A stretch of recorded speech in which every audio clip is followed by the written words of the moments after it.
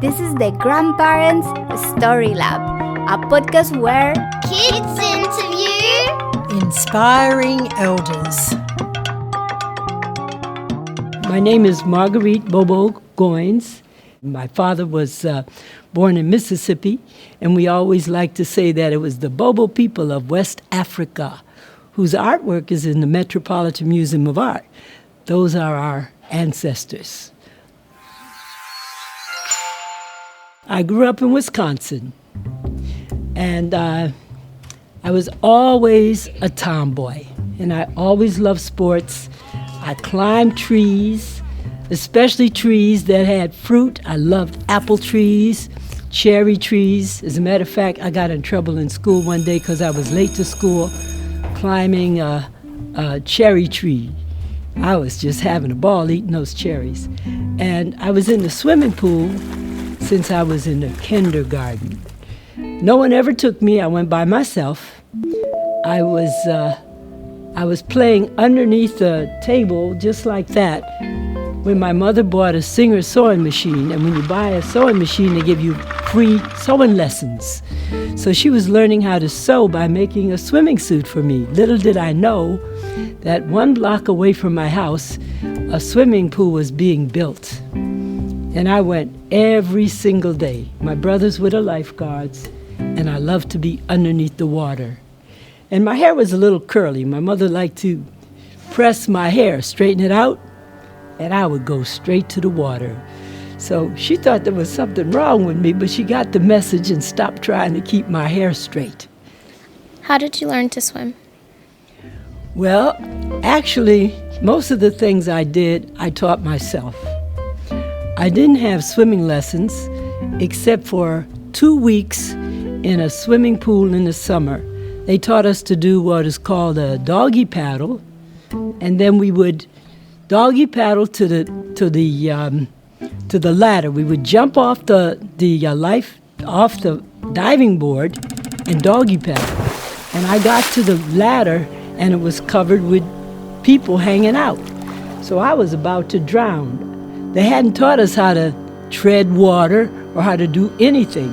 So it was very embarrassing. Somebody yelled at me, "Why are you here if you can't swim?" And that was one of the few times when I left the pool early. But I really didn't take swimming lessons until I retired from teaching physical education. I was in my 60s when I started taking swimming lessons. And because I was a dancer, I learned technique very easily. So that at 62, I started getting trophies, and I have over 100 gold medals now. In New York State, I got a trophy in December with 6 swim teams. It was called the Senior Olympics. And we had a lot of fun. That's what life is for, have fun. Who hired your brothers to be lifeguards? Oh, my brothers were teenagers when they were lifeguards. And that was a good way to have a job for a teenager. And my first job was in a swimming pool, working in the locker room.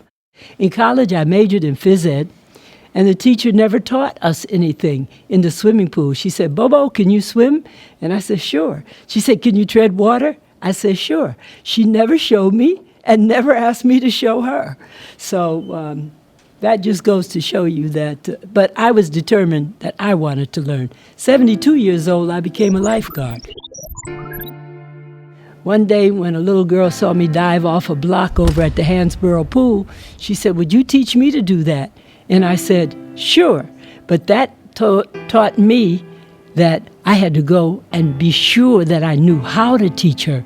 So I went to the Red Cross. I got the swimming instructor's license. I got the lifeguard license, and I was all set to teach her. And for 3 years, I taught up at Jackie Robinson. I wouldn't let him pay me because I was already retired and I was making enough money. But I went there just to have fun. It really turns me on to see a child swim. 72 years old. Did you still swim when you were an adult or a teenager?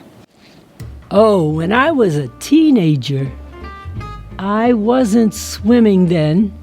I was dancing My dancing teacher in high school, she met me at the door because she knew that I liked to dance. And she said, I want you to be in my dance class. And back in Wisconsin, we were the famous dance group for the state. So when Wisconsin celebrated their 100th anniversary as a state, we were the dancers. Her name was Esther Hayden, and I wanted to be a teacher like Esther. She was the grand auntie of the Olympic champions, Eric Hayden, the ice skater, and his sister, who was also an outstanding athlete. And she thought I was her daughter. She didn't have any children. I majored in dance in Wisconsin. It was the first dance department in the country, starting in the early 1920s. And so I had so much fun.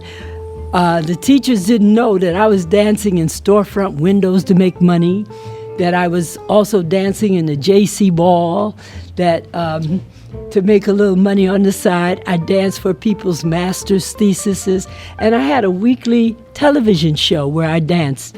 When I finished the Wisconsin, I went to the Wisconsin television station, WTMJ. I said, I want to dance your commercials. And they looked at me as if to say I was crazy. But before MTV, I was ready to do it. What were your favorite dances? My favorite dances, well, I like being a modern dancer. As a matter of fact, one day I was traveling in Brazil. I married a man who loved to travel. We used to go all over the world. And I told him, I'm tired of looking at buildings. I want to go to the university and see if they have a dance department. They said, yes, we have a dance department. It was in Bahia, Brazil. They said, come back tomorrow, 9 o'clock. So they were so specific, I decided to come back the next day at 9 o'clock. They asked me to teach the class. Then they said, will you dance for us? And I did. It turned out to be an audition. I got a call from the Department of States saying, the Brazilian government has asked for you. Do you want to go to Brazil and teach dancing? And I said, sure. And it was one of the happiest times in my life. I was considered an American specialist to Brazil. And we did a concert in Capo Grande, which is the big theater in Bahia. Bahia is very African. Oh, I loved it. It was a great summer. Do you feel like your habitat is the water? Oh, yes, I love the water. I can be sitting in a dentist chair, and I can pretend that I'm doing the backstroke, and that relaxes me. It's very relaxing to be in the water. I loved going underwater. I used to do handstands underwater. There's a peacefulness about being underwater. And when I used to teach children how to swim, I would get them to go underwater by making mean faces at each other. And they kind of like that. The Grandparents StoryLab is produced by Clara Ibarra and Rachel Bongiorno. For more stories or to get in touch, go to our website, thegrandparentsstorylab.org.